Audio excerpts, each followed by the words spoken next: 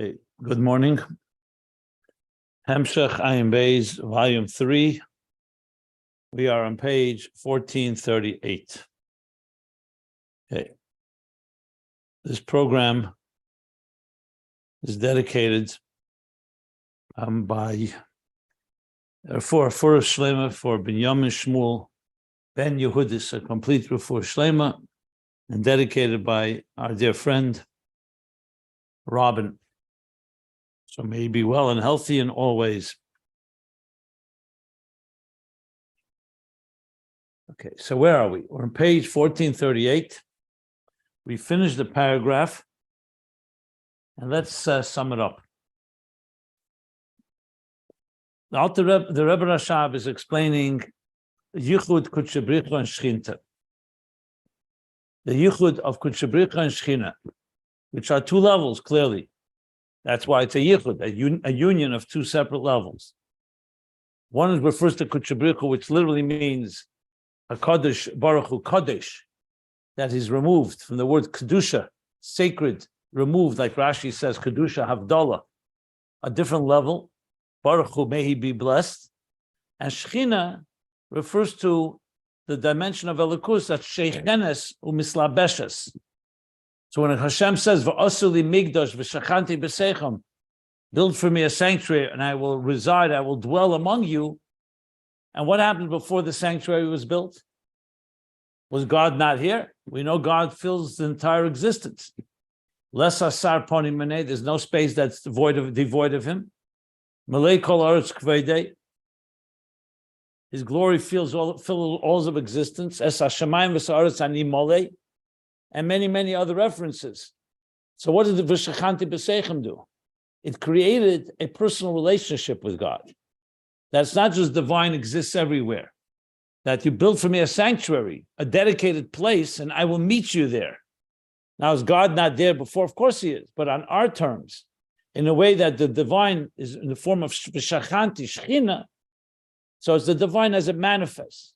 So in explaining what is Kudsha Brich v'Shechinta, the Rebbe Rashab is going through, based on the Alter Rebbe's Maimer, Tov Kuf Samach Hey, Simchas Torah, Shmini Atzeret, Simchas Torah, that it's referring to all levels. You have Kudsha Brich v'Shechinta in all Adreim HaMailas, like he said on top of page 1436. So the most classic interpretation is Zohar and Malchus of Atzilus. Zohar being a Kudsha Brich, Malchus is the Shechina as it manifests in Bria. Higher than that, it's Bina, it's Chochma and Bina, and it's what did he say? He says, yeah, Chochma and Bina. And higher than that, it's Keser and Chochma. And in Keser itself, he's now establishing, we also have Kudsha Brich v'Shechinta. The Shechina he covered in the previous page is Arich Ampin, the lower level of Keser, and in that itself, Malchus of Arich Ampin. Now we've established also the Middos of Keser are also associate and a mislabish in Atzilus. We're talking about the Middos as they are in Rotzen, and they're guided by the Moichin, Moichis Timah, that conceal the superconscious intelligence.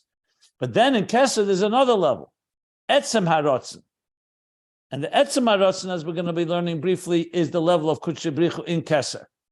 So what we learned yesterday was that just as it is in the human faculties, you have the Middos in Atzilus refers to the faculties, active conscious emotions, which are born and are guided by and are brought forth from the mind. However, the Middos themselves are rooted higher than Meichin. They're rooted in Keser. And in Keser itself, you have Middos that are rooted higher than Meichin in Rotzen. But the Rotzen has a Tam Komus, a hidden dimension. So all this also applies in Keser. That Keser has the Middos, the Malchus of Keser we talked about. The Middos of Keser that are guided by the Meichin, that's the lower level in Keser.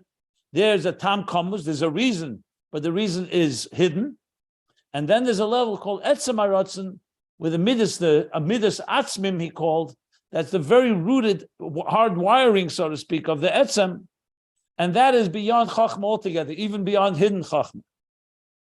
And then in the parentheses, he explained, just like in Atzilus, we have two dimensions, the spheres as they interact with each other in regard to Atzilus itself, and the spheres as they interact with each other as they are preparing the world of Bria, as they manifest for Bria. So the same thing, like I gave the example of a teacher, how he processes within himself and how he prepares to teach just for the student.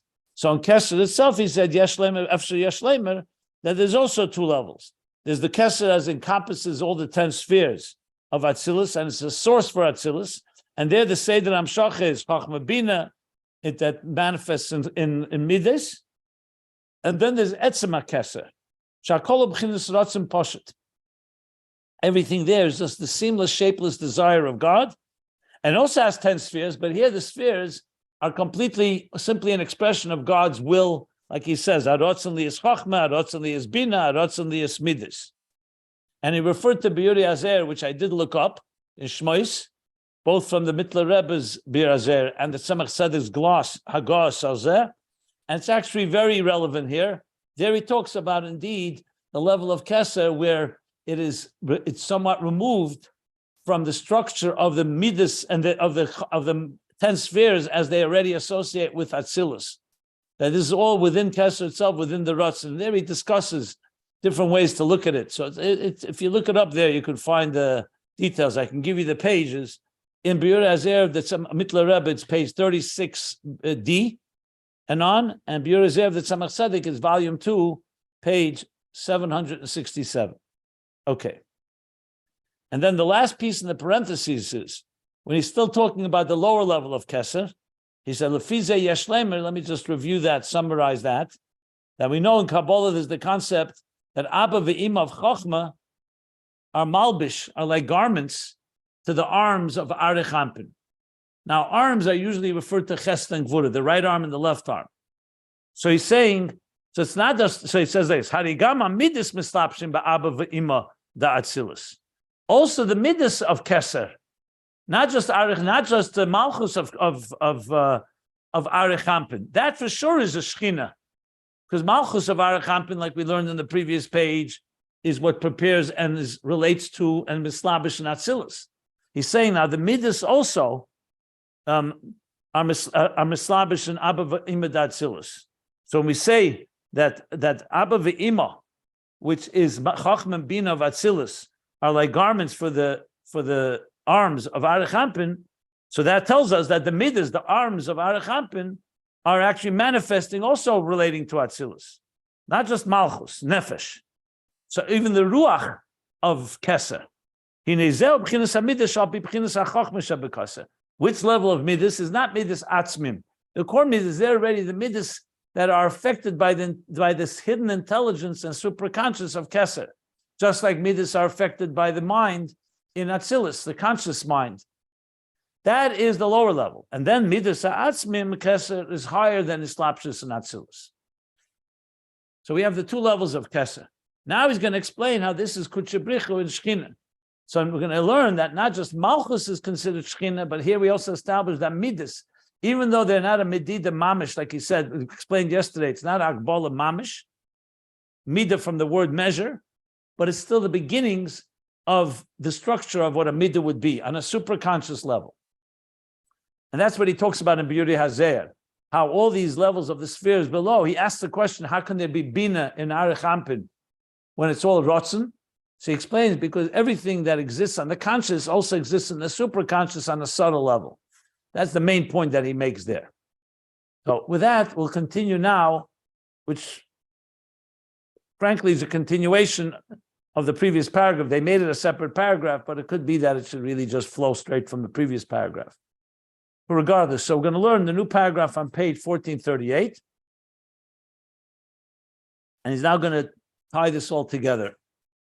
Go back to the original discussion, how Kudsha Brich and Shechinta are, we find that now also in Kesser. What does he say? So v'yesh lemer. And we can say, the zeu gamkim b'chinas Kudsha Brich and Shechinta, that these levels we just talked about, the two levels in Kesser, are also Kudsha Brich and Shechinta. So we've established it's already in Zon, Malchus, and Atzilus.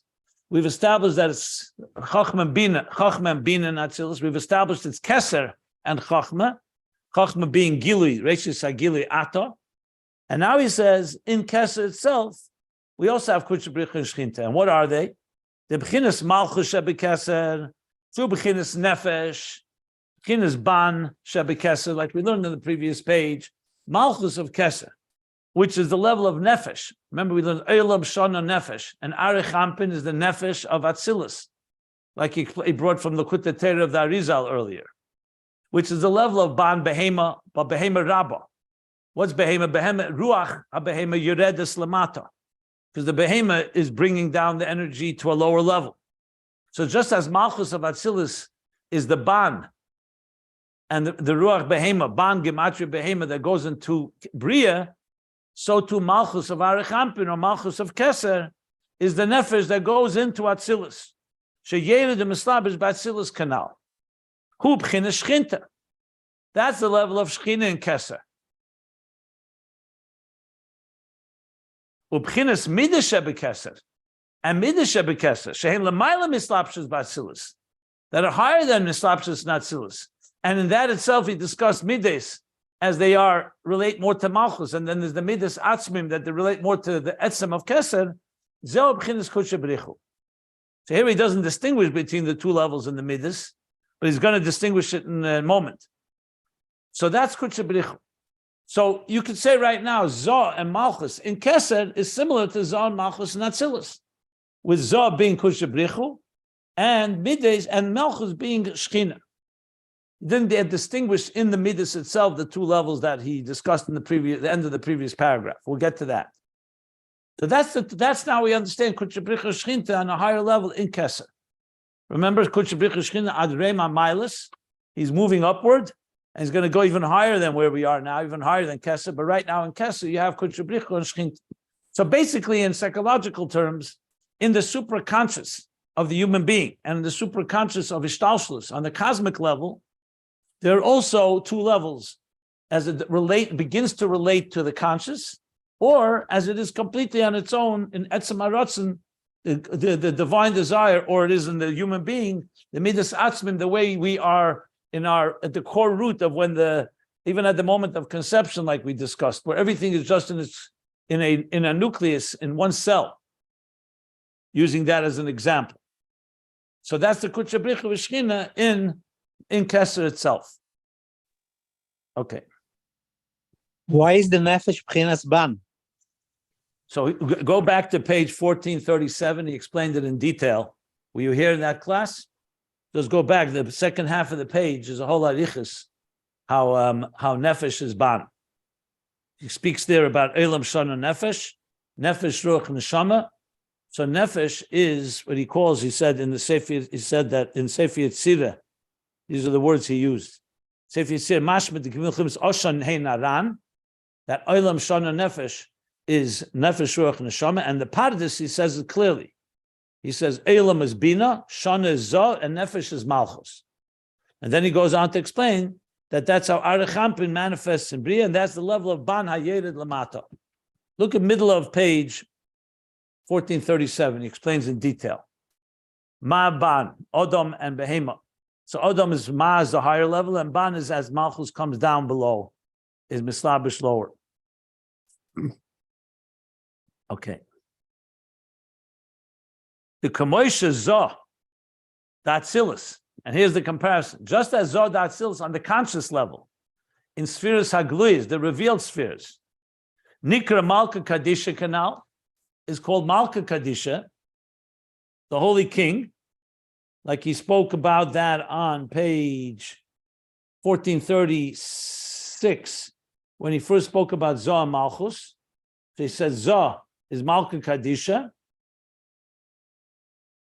Now, Kamoy came, Bechinis Middos Shebekeser, so too Zoh, or Middos Shebekeser, who Bechinis Malka Kadisha Ilah, is on a more subtle level, on a higher level, is the Malka Kadisha Ilah, the supernal Holy King,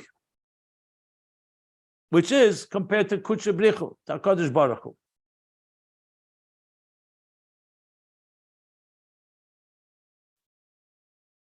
Before I get to the parentheses, I'll stop if anybody wants to ask anything.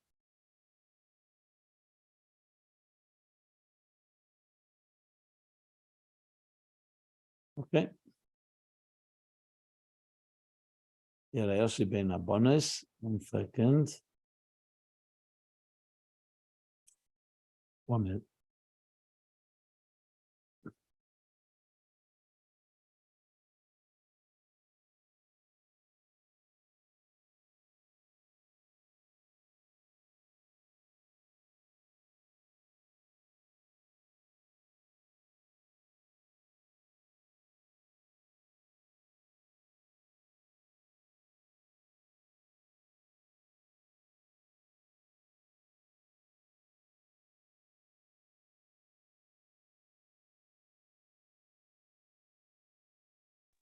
Okay. So, So now he let's. talked. I had a question.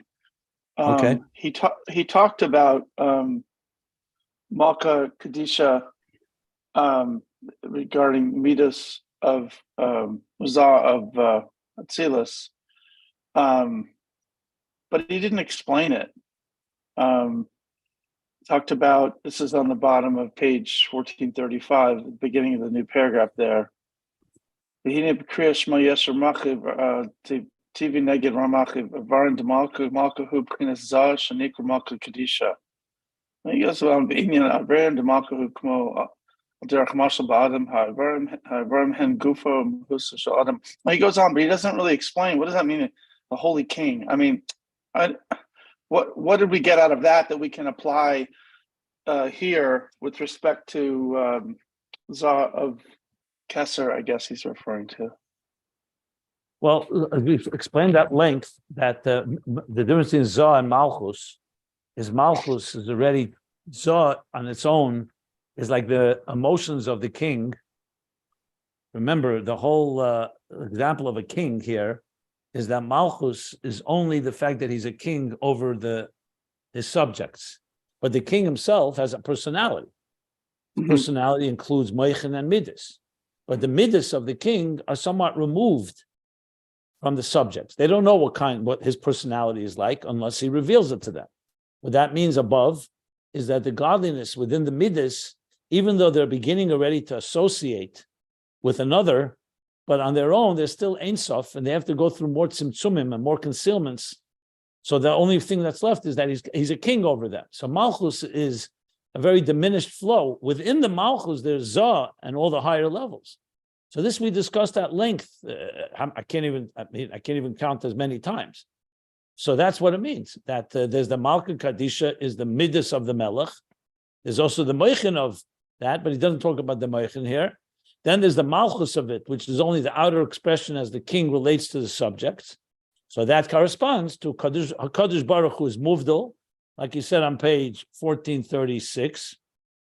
And this is all coming to explain, yes, the Ramach Pikudim, which is going to come back to later, the 248 letters in Shema, which correspond to the 248 limbs of the king.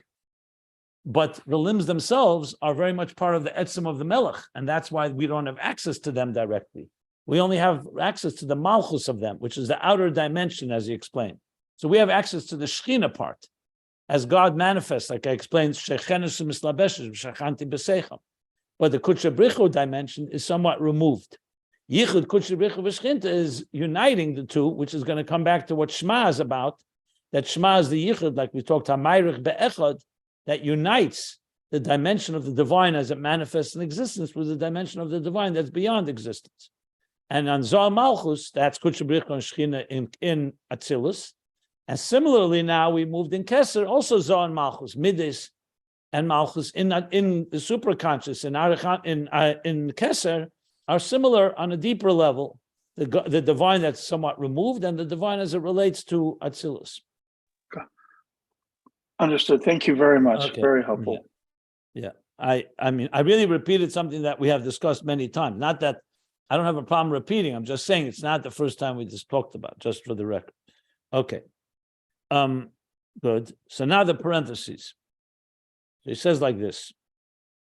The parentheses takes us back to the idea of Abba ve'ima malbishim lezreyas the Arich Ampin, what he said in the previous parentheses. Basically, we're talking now the relationship between the superconscious Keser and the conscious intelligence and reasoning of Chachma and Bina, and then ultimately Middos. So he says like this. I believe in Birur Azer he also brings this point. I will say, by the way, in Birur Azer, when he talks about the spheres as they are in Keser, he uses two expressions. He doesn't use hidden spheres. There he says, "Beloshen ha go'enim." Excuse me. All right, excuse me. Bless you, Rabbi. Thank you. Beloshen ha go'enim, he says, it's the spheres of Keser. Beloshen ha zeyar and Arizal is the spheres, is Chochmas Timah within Keser. Just to point out the language he used there. So now in the parentheses, he says like this, V'yesh lemer, Mashakosha b'mishnas chsidim. B'kavonas avodim hayinu. So Mishnas Chassidim is from Rabbi Abnuel Chayreiki, one of the great Kabbalists, Italian Kabbalists, who was one of the ones that was a student of Rabbi Yisrael Sarug, was another student of the Arizal. So it's quoted extensively in Chassidus.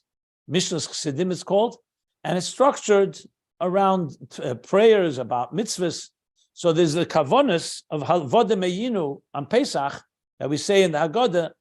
So he says there in the kavanah, in the intentions that you're supposed to have when you say Avodim Hayinu, the beginning of the Haggadah after Manishtana. So he says like this: Hainu be'inyan v'yisiyenu Hashem Elokeinu. I'm sorry, not Hainu. Avodim Hayinu. I misread. The kavanas Avodim Hayinu. In the inyan where we say there that God took us out of Mitzrayim. So the Mishnas Chassidim explains on Kabbalah what that means. He says, Abba v'ima shehil bishu zreyas the Arich. That Vayitzienu Hashem Elokeinu is referring to Chachma and Bina, Abba v'ima, father and mother, which is Chachma and Bina of Atzilus, which are malbish, which are garments for the zroyes, for the arms of Arich. So when it says God took us out, it's like physically the muscle for that would be is like a father taking both his arms and lifting us out of somewhere. In this case, Hashem took us out with both arms from Mitzrayim. So the Mishnas Chassidim says that is the idea of Abba v'Ima, Chachman Bina, being malbish to the arms of Arich Ampin, like we learned before. So essentially the conscious Chachman Bina and Atzilus is drawing and carrying and being a garment, channeling the arms of Arich Ampin, of Arich. The Lechera, seemingly, haloi, they say that Ishtalshlus, isn't it the case that in this cosmic order, Kachu, the B'chinas Reis the Arich, mislapshim ba'avo. That's how it works. That each level ultimately manifests in a lower level. So the Zroyes of Arich, which is in Keser, in Ratzon, it's the Zroyes, the right and left, the two arms of Arich. So they are mislapshim. They in turn manifest in Avon. Remember, Levush is already a garment, so it's a lower level. But it's a garment to a higher level. It's like when a teacher gives an example. A moshel is a Levush to the nimshal, to the seichel, to the idea. So Abba Ve'ima, in a sense, is like a garment that channels Arich. Zo, right? Zroyes is Zo. Zroyes is Arich, yeah, the Zo of Arich, yes. Doesn't say it explicitly, but it's most likely right and left, Chest and Gvura, or Bechlal, the right and left, yeah. Ulafi Hanal Yeshlemer. So in other words, what he's asking is, so what do you need Yetzias Mitzrayim for that? Yetzias Mitzrayim was an additional element. Seder Shtalshus on its own, in the way God created existence, you have already Abba Ve'ima drawing from the Zroyes, the Middos of Arich, of Keser. I mean, I can't say 1,000% that's what he's saying, but it sounds to me that's what he's like. What's the Lechera? Isn't that the regular order? So when you say Ve'etziyenu Hashem Elokecha, Hashem Elokeinu, and that he took us out of Mitzrayim means there's something additional happening here. It's not just the natural order. That's the natural order, is you have that. So he says, Lufi Hanal Yeshlemer, according to what we discussed earlier, we can answer, we can explain, the Zeu Hislapshus B'chinas Middos, the Atzmis HaKeser, B'chinas Kudsha Brich, that the Chiddush was that we don't just have the regular flow of Arich being dressed up and clothed in Abba Ve'ima, but we're also talking about the slapshus of Middos of Atzmis HaKeser, Kudsha Brich, the higher level of Middos, not just the lower level. Remember, we said the Middos of Keser itself is the Middos that are still guided by Chachmas Tima, the concealed wisdom. So there are truths. It's true that it's Middos and Keser, but they already have some form of measure and some form of structure. And then we have Middos that are rooted in Etzem HaKeser, in Etzem HaRotzen, Middos Atzmim. So he's saying maybe that, so he's saying with what we learned earlier, we can understand the Mishnah Chassidim. What's the Mishnah Chassidim saying? He's not just saying the regular flow of Arich or Zroyas of Arich in Abba Ve'ima. We're talking about also the Middos, the Atzmis HaKeser, the level of Kudsha Brich. So in other words, the lower level of Middos would go in the category of Shechinta. And that's the regular flow. God created existence that way. That superconscious of Keser manifests in the levush of Abba Ve'ima. But by Yitzienu, Hashem Elokeinu, something additional happened. That you had also the Gili of Kudsha Brich, which is Atzmis HaKeser. Umezeh dafka ha-Geula. And dafka from there came the Geula. Because the Geula was not just the regular flow of godliness. You needed an additional, an extra measure. Because the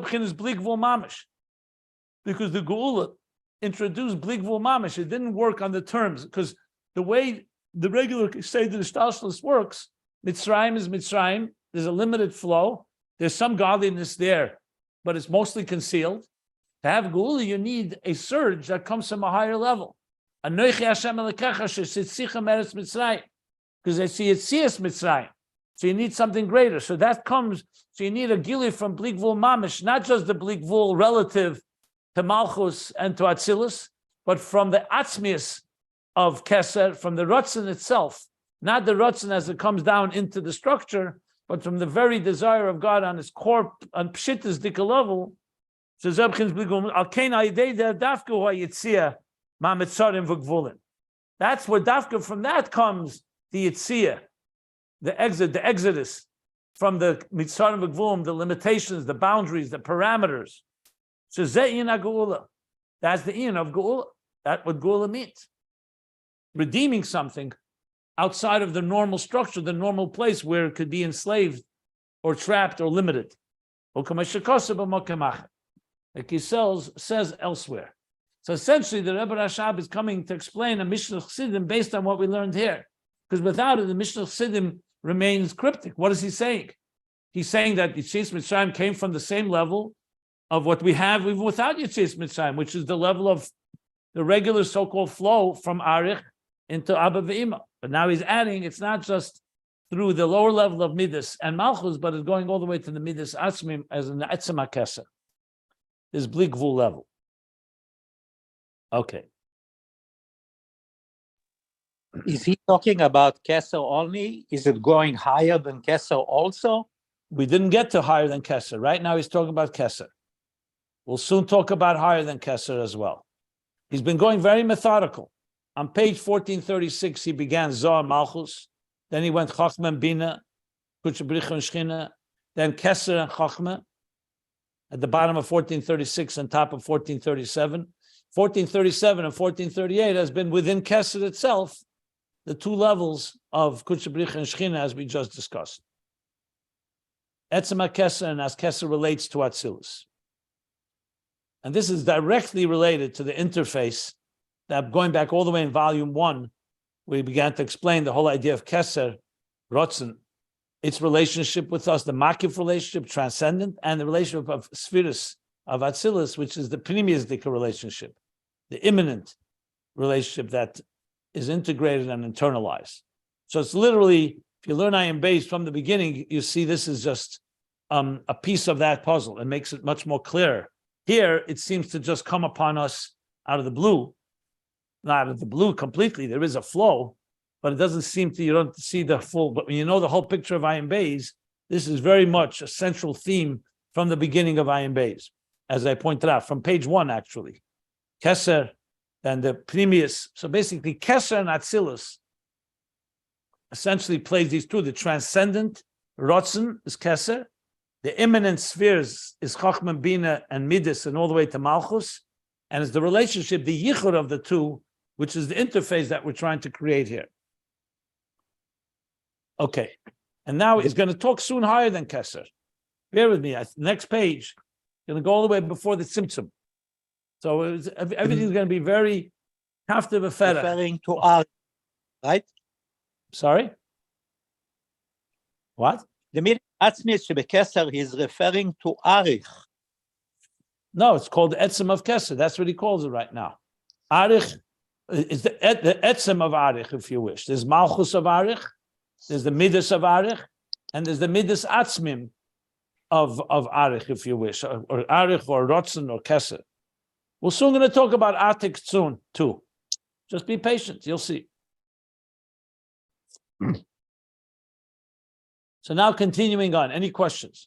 Any other questions? Rabbi, I just have a question about you talking about how the Geula was effectuated on that level. That's like a power surge.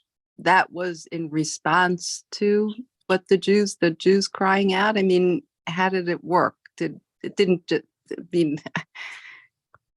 Well, this is not a question on Ayin Beis, obviously. I know. I'm sorry. So when you read the story of the Exodus from Egypt, there's many ways you can explain it. I mean, 210 years, the Jews suffered in Mitzrayim. Are you asking why they went into there in the first place? You're asking what happened within. I mean, because it's a long process. It's a long process. God said to Avram Avinu 400 years earlier, he said that your children will be in a land that's not their own, and they will be suffering there. They will be enslaved there. It doesn't say suffering. They will be under their control. And then then they will leave with great treasure, with great gifts. That was established. So it was a plan that Eden would have to go into Mitzrayim. So there's a whole purpose for that. Mitzrayim represents a descent, like this descent of the soul inside the body into this material world, into a hostile world, in order to transform it. Our avodah is to work our way through Mitzarim v'Gvulim, the limitations and the constraints. And it's a combination. It's the fact that the Jews held on with their faith. It's the fact also that God had compassion. It's the fact that Moshe Rabbeinu worked his way in refining and challenging Paroi. So the whole story of Shmos, all those details come into play, how it came about. In Ruchnius, essentially, ultimately, it came about that there was, whatever the catalyst was, combination of all the above, and the makis, the plagues and everything, all added up to a gilui that had to come to take someone out of, like they say, ein chavish matra satzmei. A person who's trapped in a situation, a person in captivity can't free themselves. So you need to have a gili that comes from a higher place, which is what he's explaining here, to redeem them. But the process that led to it, you have to go through the whole story of Exodus. There's many details in that process. Yes, thank you. Good. That was great, Rabbi. Thank you. Yeah. There's a lot. I mean, that's a whole discussion of its own. As you see, it's Mitzrayim, Malmata Lamayla, Malmayla Lamata. On one hand, it says, V'yitzienu Hashem Elokeinu. On the other hand, it says, Nigluk Aleim Melech Malchei Amlochim HaKadosh Baruch Hu V'Golam, that it was a gili from above. But we also know the Jews did suffer and they did have a munah and they kept their faith. In the merit of the Jewish women, there was the redemption. And then even after the Yetzias Mitzrayim started the process of counting the Omer, refining themselves, leading them to Matan Torah. I mean, that's, as I said, outside of the scope of what we're learning here. So but as long as we're on the topic, since people went there, this is directly Ayin Beis, at least the source he gave, that Italian Makubal. He says Zroyas to Arich, the two limbs. But from the Chumash, we have Pshat, Mamash Dvar Hashem. It says Beyad Chazaka Ubezroya Netuya. It says it twice in Dvarim. So I'm not going to come in and question. So my suggestion would be is to go look in the Mishnah's Chassidim and do research on this and look up if you want to understand more about the Zroyas and all the connection to Mitzrayim, by all means. The Rebbe Rashab, as we said, is focusing on what he wants to say here. It's a parenthesis, and he said what he wanted to say. If you want to go deeper into the whole process of Yetzias Mitzrayim and its connection to the Zroyas, by all means. I personally don't want to go there because it's not relevant to the discussion here, but it's a very interesting topic. Look, as I've said many times, Ayin Beis can branch off into hundreds of topics. Anyone interested in something particular, by all means, go do the research. Start with Sefer HaLikutim of Tzemach Tzedek, which I've mentioned hundreds of times. It'll give you a lot of sources, and God bless you. That's why that's called learning. One thing brings you to the next. It all comes down to what your interest is. I try to focus on what we're learning here, and if there are any questions immediately connected to what we learn here, as we've talked already in the last classes, we have to make a decision how much to dwell on so-called somewhat things that are touch upon other items. Yeah. Zris. Yeah. So You understand I'm asking a on, question on the singular versus the plural. You understand that? So I told you what to do. Yeah, I hear you. Yeah. No, is this a known phrase? This plural of Zorias versus the Absolutely. Chumash that says Zoria? It's a very known phrase. It's a phrase from Kabbalah that the Zroyes of Arich are milubashim through the garments of Chacham Bina. That Abba Vima, that says in many places. The connection to Mitzrayim, you have to start with the Mishlas Chassidim and then move your way from there and see where it leads you. Okay, thank you. Rabbi, what does the Hebrew word Zeros mean? Zerah means arm. Oh, arm. Okay, thank you. It's actually this part of the arm. Oh, the forearm. Okay. Yeah. Thank you, Rabbi. Yad is the full arm. Zerah is that part. I think that's the forearm. The bicep is called, I don't remember right now. Okay. Continuing on. B'chlolus.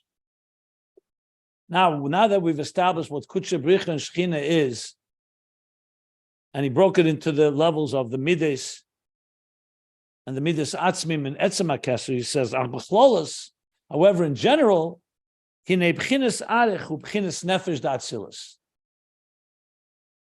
So we talked before about Malchus of Arich. That's the nefesh. But in general, Kanal b'shem al-Likutei Torah. Likutei Torah is referring to Likutei Arizal cited on the previous page. So what did he say there? Just to quote it again, he said it says there, middle of the right here.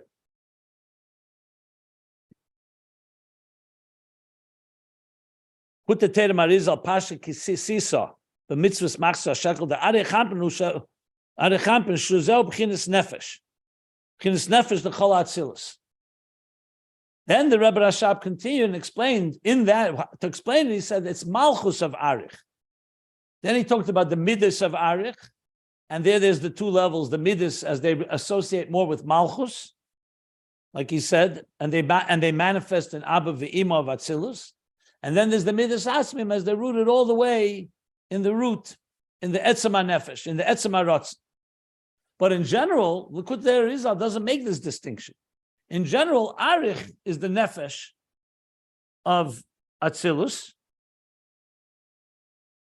He b'chinas Shechinta.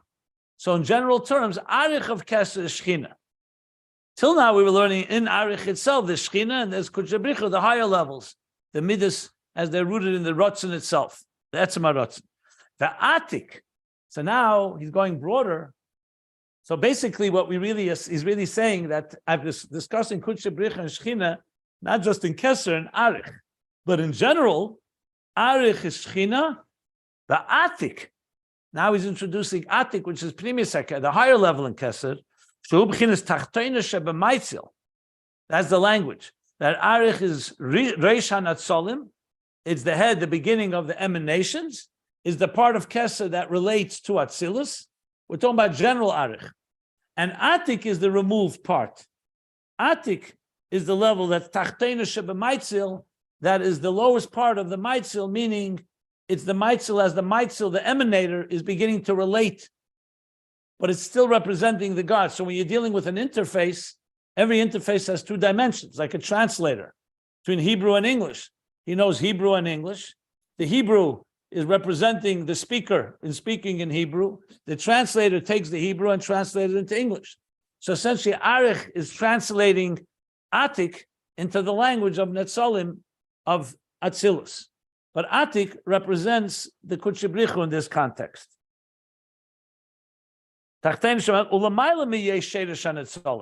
And it's still higher than being called the root of the emanations. And that level is Nikra Kudsha Brichu, Shekodesh moved, like I said, Kudsha, Kodesh. A Kodesh Baruch Hu, Kodesh, or Kudsha, is from the word Kodesh moved. It's holy and removed. So till now we've been learning essentially in Arich this Kudsha Brich and Shechinta, and now in general it's Arich is Shechina and Atik is Kudsha Brich. So you guys see exactly that, how the Rebbe Rashab is methodically, literally going level by level and showing us the level of transcendence and the level of immanence. Makif and Pnimi, Seviv Mamala, or Kudsha Brich and Shechina, higher and higher. Now he's establishing that it's Arich and Atik. And he's going to explain that now. Next. So actually, if I was to breaking down the paragraphs, by Ach B'Chlolos, I would have started with a new paragraph, and the section before that would have been a continuation of the previous paragraph. But when they published it, I guess they didn't really distinguish, because this is now starting another level of discussion. So quickly, when you look at it, it looks like V'yesh Leimer sounds like a new thing to start, but it's really a continuation of Kudsha Brich and Shechina. So sometimes the breaking of paragraphs can be confusing. So I would change that breakdown, with V'yesh Leimer still continuing before, and now Ach B'Chlolos is now moving upwards, where Kudsha Brich and Shechina is Atik and Arich. Okay. And he's going to explain this now. Any questions?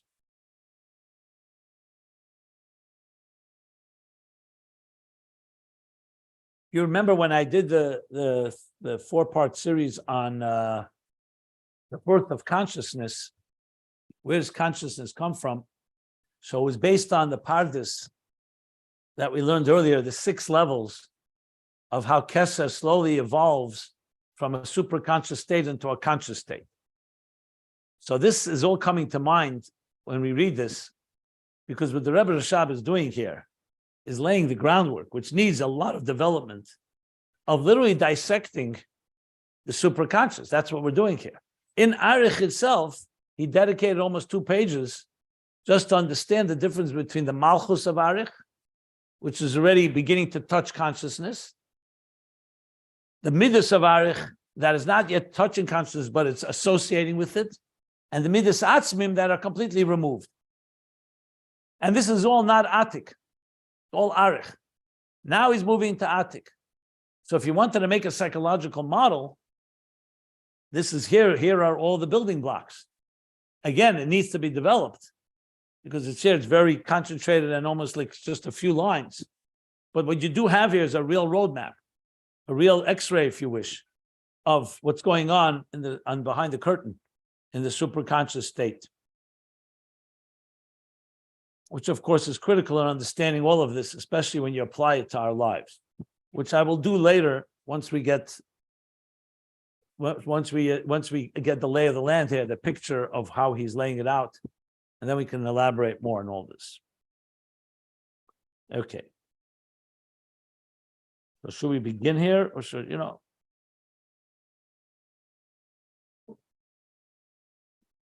So the next section, I'll just give an introduction and we'll learn inside tomorrow.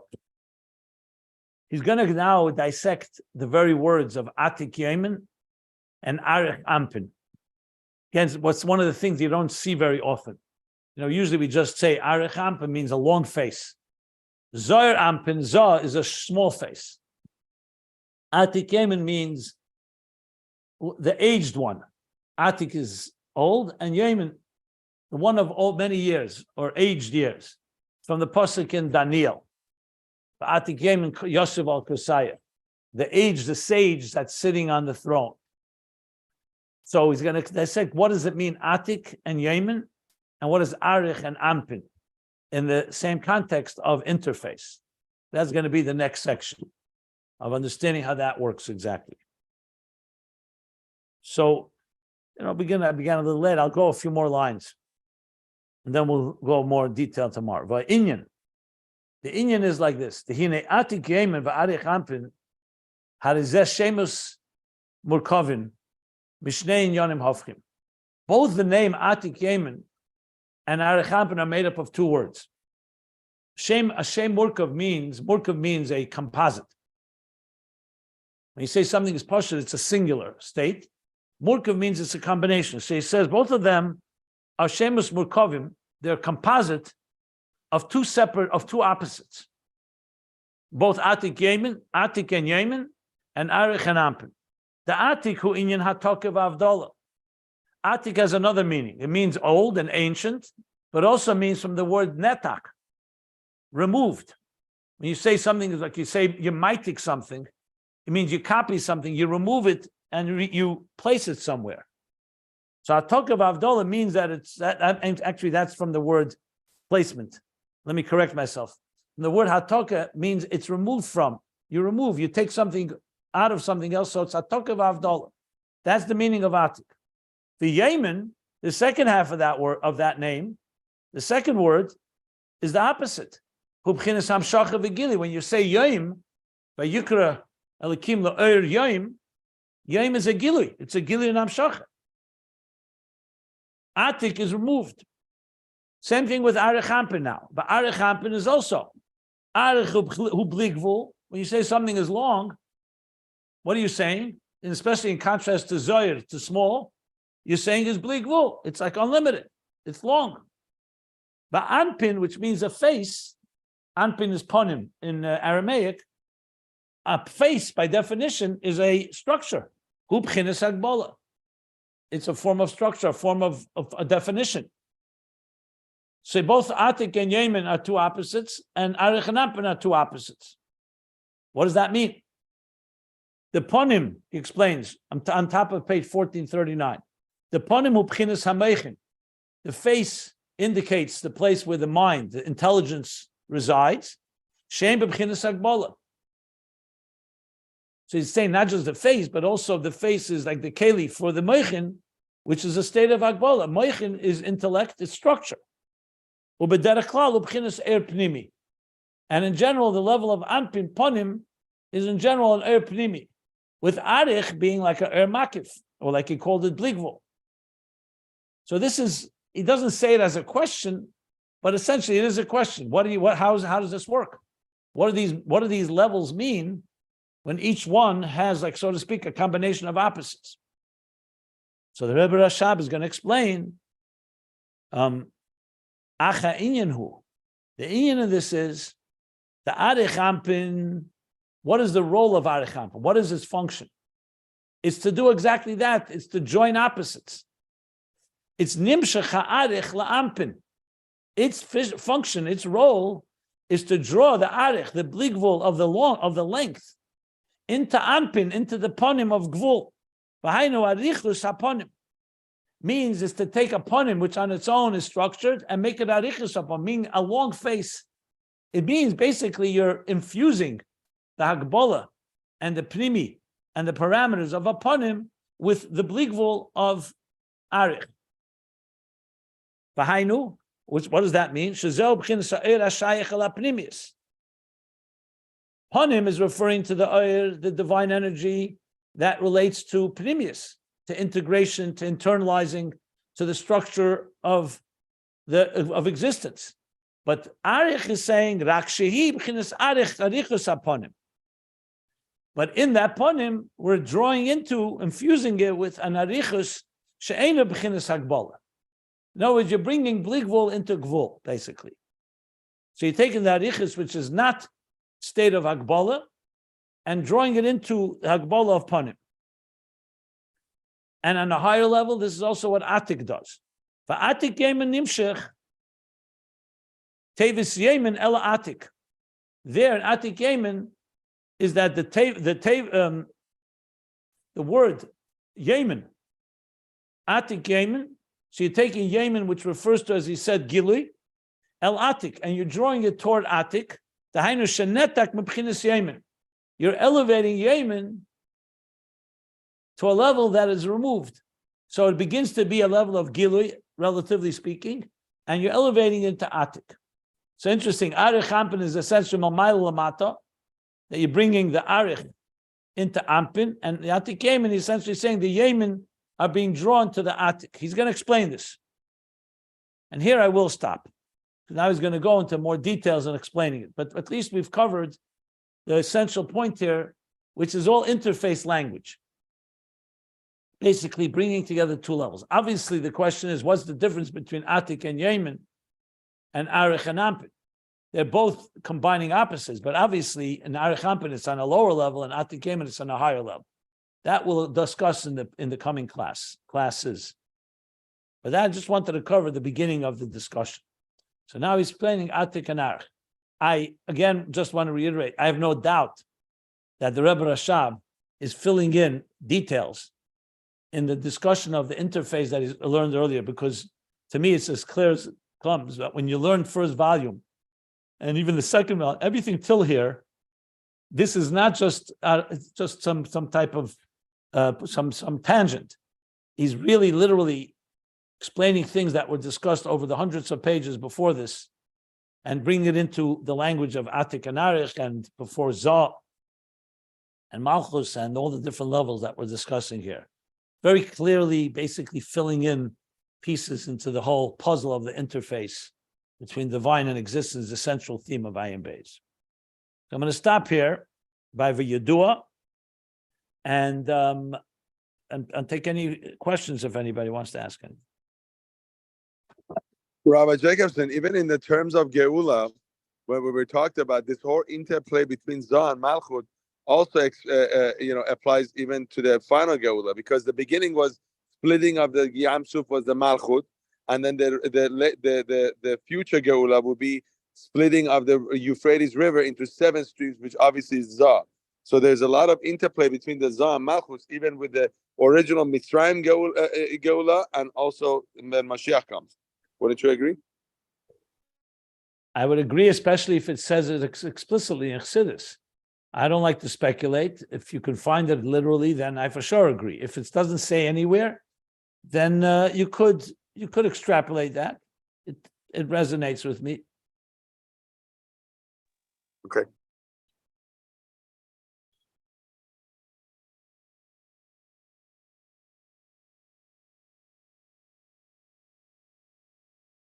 Okay.